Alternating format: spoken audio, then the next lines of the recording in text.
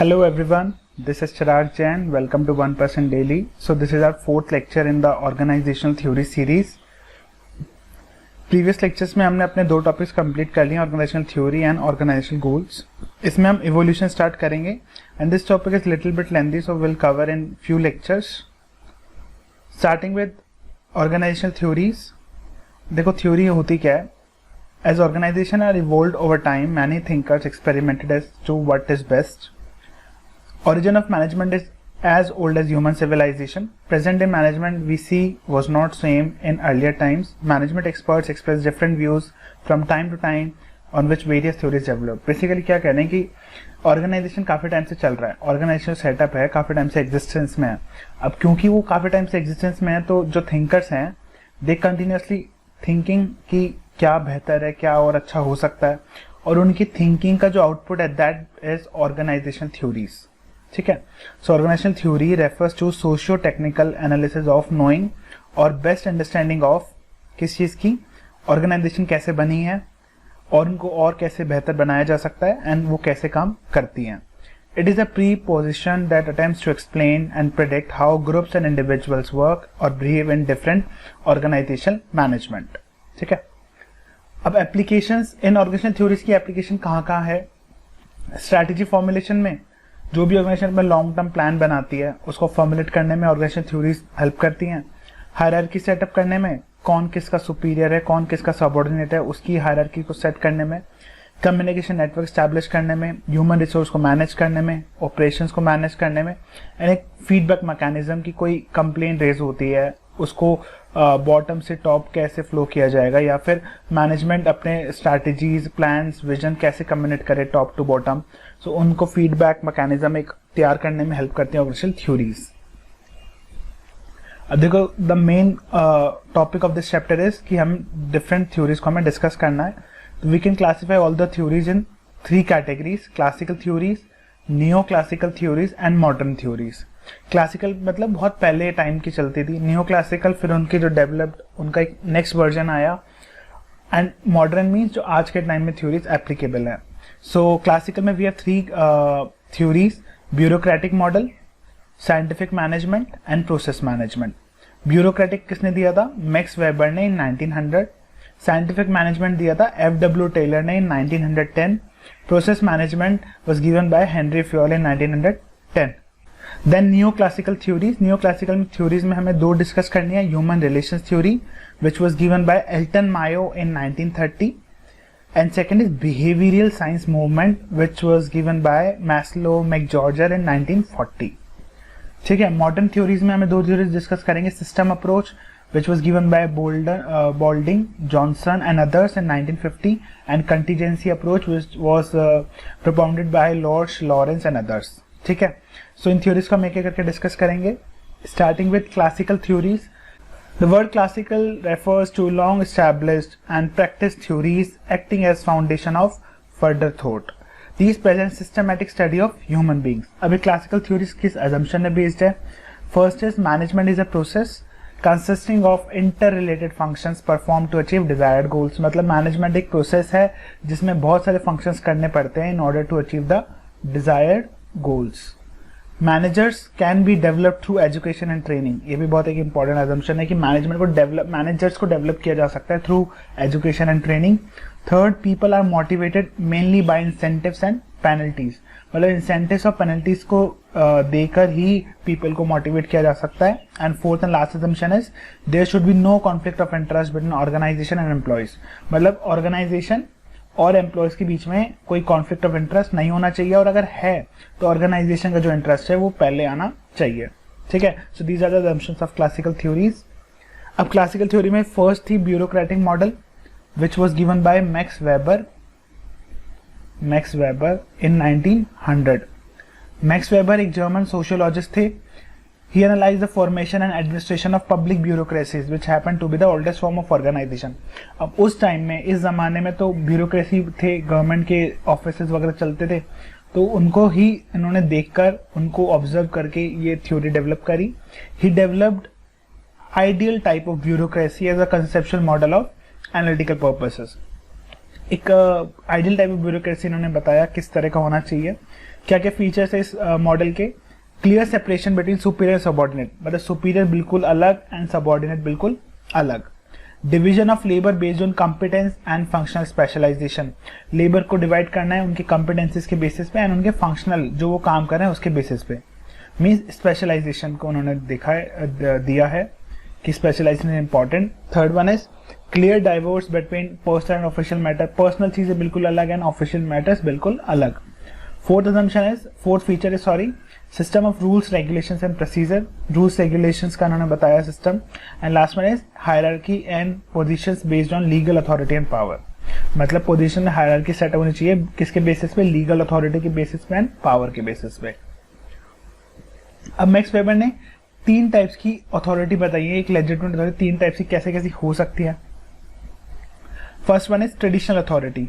Traditional authority means authority which a person acquires because he और she belongs to a particular class और tradition. Basically ये वो वाली authority है जो एक पर्सन किसी पर्टिकुलर क्लास या फैमिली से बिलोंग करता है तो वो हेड आ जाए, वो हेड बन जाएगा। बेसिकली अगर आप किसी रॉयल फैमिली से बिलोंग करते हो तो किंग के बाद उसका बेटा नेक्स्ट किंग बनेगा, ठीक है। This is traditional authority. Irrational है, illogical obviously. Second is rational legal authority. Rational legal authority means authority vested in legally established positions और rank within the organization hierarchy. जो भी आपकी ऑर्गेनाइजेशन है उसमें जो रैंक्स हैं, रैंक के बेसिस पे ही जो नेक्स्ट बंदा है, मतलब अगर ये बंदा अभी टॉप पे है तो इसकी जो नेक्स्ट रैंक रहेगी उसके बाद वो हेड बनेगा, like CEO of the company. Rational है, एफिशिएंट है ये वाली authority. Third one is charismatic authority, people obey a person due to the belief that person has a special power or appeal।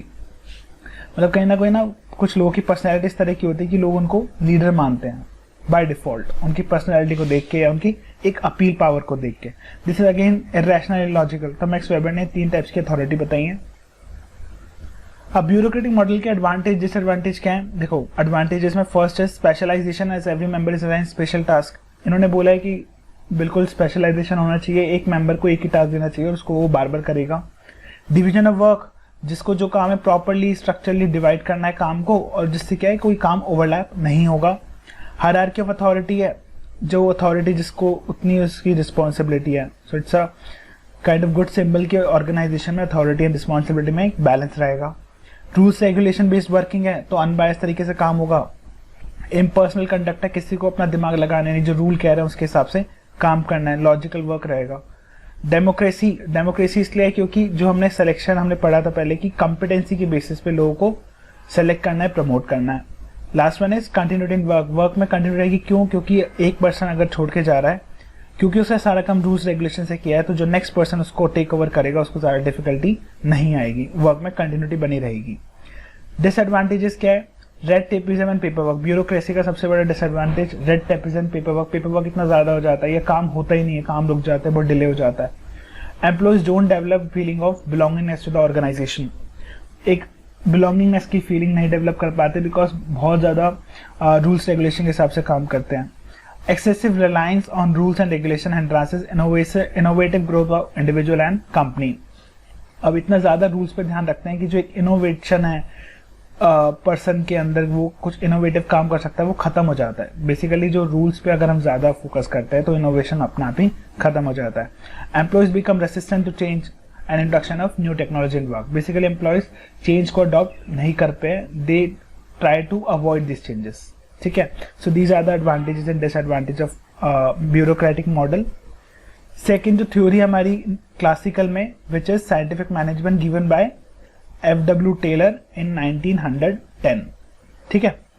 F.W. Taylor is known as a father of scientific management, father of scientific management बोलते हैं F.W. Taylor को। Scientific management is the art of knowing exactly what you want your men to do and seeing that they do it in best and cheapest way। Basically scientific management का मतलब क्या है कि एक तरह से जानना कि हम exactly चाहते क्या हैं अपने एम्प्लॉयज से और उनसे उसी तरह का काम निकलवाना इस scientific management. He advocated a revolutionary way of thought-based working. He attacked rule of thumb. Rule of thumb को इन्होंने गलत माना है और unthoughtful manner of human working and advocating for the best way of doing work through scientific study of work. Basically rule of thumb नहीं होना चाहिए, काम जो होना चाहिए वो एक साइंटिफिक तरीके से होना चाहिए, ठीक है। Central theme of his total work is maximum prosperity of employer plus maximum prosperity of each employ, मतलब एम्प्लॉयर की भी प्रोस्पेरिटी होनी चाहिए और एम्प्लॉय की भी. For him, there is no inherent conflict between interest of workers, employees and consumers. Result of higher productivity should be shared by all. अगर organisation की हायर प्रोडक्टिव रहेगी वो सब में बंटनी चाहिए. ठीक है. नाउ साइंटिफिक मैनेजमेंट के कुछ प्रिंसिपल्स है. First is science not rule of thumb. Develop a true science for each element of workers job to replace old rule of thumb method. कोई भी जॉब है, हर एक जॉब को साइंटिफिक तरीके से उसको स्टैब्लिश किया जाए. रूल ऑफ थंब नहीं करना है. Job specialization and division of labour should be a part of each job. Job specialization की उन्होंने बात करी और डिवीजन ऑफ लेबर की बात करी है. Scientific selection, training and development of workers का साइंटिफिक तरीके से सिलेक्शन हो, ट्रेनिंग दी जाए, डेवलप किया जाए.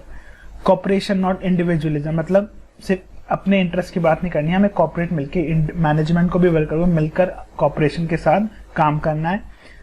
Next principle is maximum output in place of restricted output. मतलब कोई आउटपुट के टारगेट्स बनाओ, जितना मैक्सिमम पॉसिबल हो उतना करो.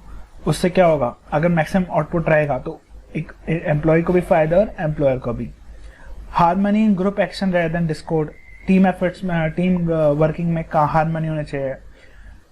Next is development of each to its greatest efficiency. सबको उसकी एफिशिएंसी तक डेवलप किया जाए. And maximum prosperity of both means management as well as workers.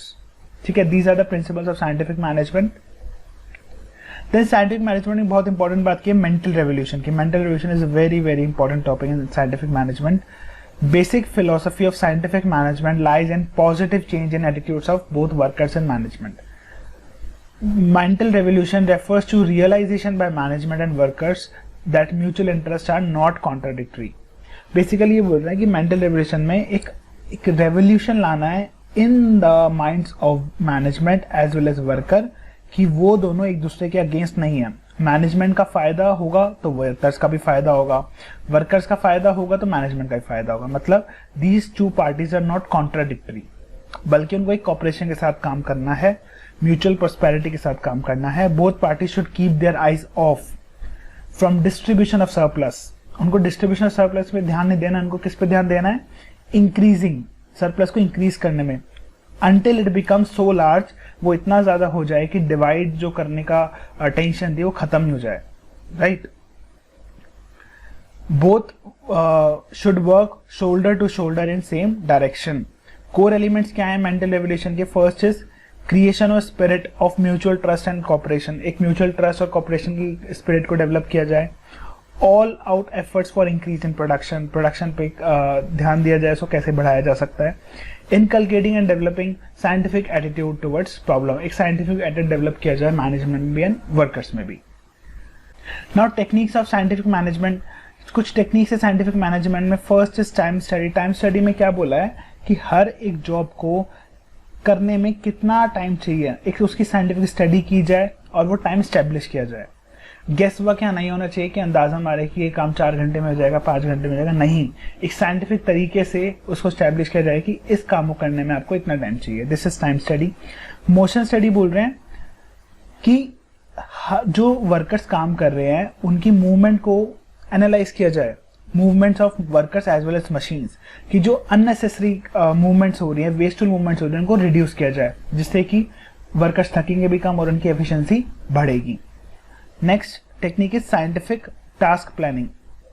Scientific task planning क्या है? Technique of forecasting and picturing ahead every step in long series of operation. मतलब basically for example एक production ही है तो production में first step क्या करना है, सेकंड स्टेप क्या करना है, थर्ड स्टेप क्या करना है, उसको साइंटिफिक तरीके से प्लान किया जाए, स्टैब्लिश किया जाए. Each step to be taken in right place, of right degree and right time. Fourth is standardization and simplification. Standardization and simplification means predetermined standards are laid down regarding task के regarding, material के regarding, method के regarding, time के regarding, quality के regarding, cost के regarding, सबके साथ एक standard fix किया जाए कि इस cost में इतने टाइम में इस तरीके से इतने मटेरियल में ये काम होना चाहिए, which ensures uniformity in operations. Next is differential piece rate. Differential piece rate बोलते हैं कि रेम्यूनरेशन एंड प्रोडक्टिविटी में एक लिंक होना चाहिए. मतलब जो जितना अच्छा काम कर रहा है उसको इतना अच्छा पे. For example 2 pieces rate setup means कि लेट्स सपोज हम जिसने 100 यूनिट्स एक महीने में बना ली या फिर 100 यूनिट्स एक दिन में बना ली, हम उसको देंगे 10 रुपए के हिसाब से, मीन्स जिसने 100 बनाई उसको 10 रुपए पर यूनिट के हिसाब से पैसे दिए जाएंगे। जिसने 100 से कम बनाई उसको 9 रुपए के हिसाब से पे किया जाएगा। तो बेसिकली जो टारगेट अचीव कर रहा है उसके लिए एक इंसेंटिव है उसको कि 1 रुपया उसको पर यूनिट फालतू मिलेगा, और जो अचीव नहीं कर पा रहा है उसके लिए ये रहेगा कि अगली बार मैं अचीव करूं ताकि मेरे को भी 1 रुपया पर यूनिट फालतू मिले। So this is differential piece rate system. And last one is functional foremanship. Functional foremanship में क्या बोला है, workers and factory executive should be free from burden of planning and designing.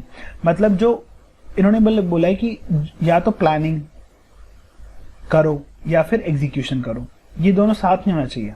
Planning के लिए अलग स्टाफ होना चाहिए और एग्जीक्यूशन के लिए अलग। इन्होंने बोला है वर्कर्स और फैक्ट्री एग्जीक्यूटिव को प्लानिंग से दूर रखो, उनको प्लानिंग का काम मत दो ताकि उनको बर्डन ना फील हो। ठीक है, it's a kind of extension to the principle of specialization. Specialization की यहाँ बात कर रहे हैं। So these are the techniques of scientific management which are very important. अब साइंटिफिक मैनेजमेंट में ना कुछ फंक्शनल स्पेशलिस्ट को डिफाइन किया, बेसिकली फैक्ट्री मैनेजमेंट को दिखा रहा है कि फैक्ट्री में प्लानिंग डिपार्टमेंट अलग, प्रोडक्शन डिपार्टमेंट अलग। प्लानिंग में इन्होंने 4 पर्सन फिक्स कर दिए, route clerk, instruction card clerk, time and cost clerk and disciplinary. So basically ये 4 लोग रहेंगे प्लानिंग डिपार्टमेंट में, 4 पोस्ट बना दिए। And production department gang boss, speed boss, repair boss and inspector. ठीक है, और इन सब के बीच में वर्कर्स। तो बेसिकली क्या करा है, प्लानिंग को बिल्कुल अलग एंड प्रोडक्शन को बिल्कुल अलग, जिससे कि स्पेशलाइजेशन भी अचीव होगा। ओके, अब एडवांटेजेस, डिसएडवांटेजेस। साइंटिफिक मैनेजमेंट के बहुत सारे एडवांटेजेस है, ऑल सिर्फ 3 ही लिखे हैं। फर्स्ट इज एफिशिएंसी है, इफेक्टिवनेस आएगी काम में। Efficiency means completion of task on time and effectiveness means completion of task with minimum wastage of resources। ठीक है, मेंटल रेवोल्यूशन की बात करिए which is very very important aspect of scientific management, जिसमें कि हमने क्या बताया कि वर्कर्स एंड मैनेजमेंट में एक मेंटल रेवोल्यूशन आना चाहिए कि वो ये ना सोचे कि हम दोनों एक दूसरे के अगेंस्ट हैं, दोनों एक दूसरे के अपने साथ की पार्टी समझे, like they should work together in cooperation. ठीक है, स्पेशलाइजेशन है। स्पेशलाइजेशन की बेनिफिट्स क्या होता है, कॉस्ट रिड्यूस होगी, एक बंदा अगर रिपीटेडली एक काम करेगा तो वो उसमें स्पेशलाइज हो जाएगा, उसी काम को करने में थोड़ा टाइम भी कम लगेगा और रिसोर्सेज भी कम लगेंगे। डिसएडवांटेजेस क्या है, एक्सट्रीम स्पेशलाइजेशन की बात करिए which is unrealistic to certain extent. Mechanistic की अप्रोच बात करिए कि ह्यूमन एलिमेंट को इग्नोर कर दिया। अब एक बंदा एक काम करेगा, ऑब्वियसली वो बोर भी हो जाएगा, कोई पर्सन एक काम को बार बार नहीं कर सकता है। Average workers and less efficient workers में एक काइंड ऑफ उनको सफ़र करना पड़ेगा। जैसे हमने एग्जांपल की बात की थी कि उनको 9 रुपए के पेमेंट की जा रही है जो 100 यूनिट से प्रोड्यूस कम कर रहे हैं, तो कहीं ना कहीं जो एवरेज वर्कर्स है या लेस एफिशिएंट वर्कर है उनको टफ कॉम्पिटिशन फेस करना पड़ेगा। Specialization leads to repetitive and monotonous work. Same point की वही मोनोटनी हो रही है वर्क में, which is not a good symbol. Separate workers and managers, workers को बहुत अलग रखा है, मैनेजर्स को बिल्कुल अलग रखा है। बेसिकली जो एक कॉन्सेप्ट पढ़ते हैं वर्कर्स पार्टिसिपेशन इन मैनेजमेंट, इसमें उसको बिल्कुल ही खत्म कर दिया है। Focus more on factory management rather than general management. तो बेसिकली जो FW टेलर है इन्होंने फैक्ट्री मैनेजमेंट पे ज्यादा फोकस रखा है रेदर देन ओवरऑल मैनेजमेंट। ठीक है, so this was a scientific management. अब हम इसी टॉपिक को नेक्स्ट वीडियो में कंटिन्यू रखेंगे, जिसमें हम अपनी थर्ड थ्योरी क्लासिकल में and further new classical theories को डिस्कस करेंगे। Thank you so much.